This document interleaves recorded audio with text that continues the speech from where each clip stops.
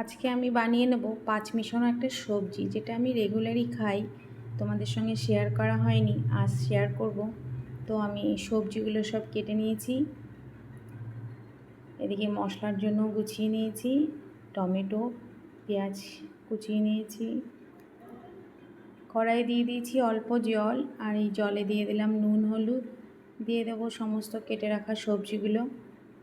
আমি এই সবজি ভাজবো না, সেদ্ধ করে একটু জল ফেলে নেব। এবার একটা ঢাকনা দিয়ে ঢেকে দেবো 10 মিনিটের জন্যে।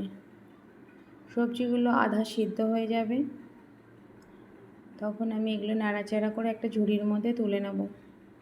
কড়াই দিয়ে দিয়েছি সর্ষের তেল, ফোড়নে দিয়ে দিয়েছি জিরে, শুকনো লঙ্কা, তেজপাতা, কুচানো পেঁয়াজটা লাল লাল করে বাদামি মতো হয়ে এলে টমেটো, একটু লবণ দিয়ে আর যে মশলাটা দেখিয়েছিলাম তোমাদেরকে, এই মশলাটাও দিয়ে দেবো। নুন হলুদ দিয়ে মশলাটা ভালো করে কষিয়ে নিয়ে এই সিদ্ধ করে রাখা সবজিগুলো দিয়ে দিলাম।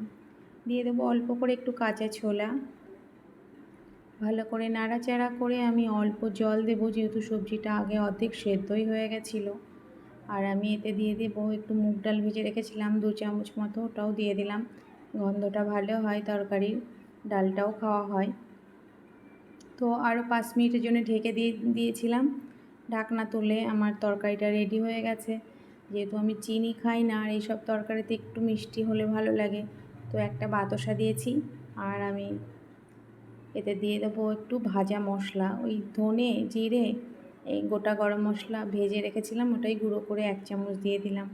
রেডি আমার 5 মিশানো সবজি। তোমাদের কেমন লাগলো? ভালো লাগলে লাইক করো, সাবস্ক্রাইব করে দিও, আর তোমরাও এইভাবেই সবজি খেয়েও ভালো লাগবে।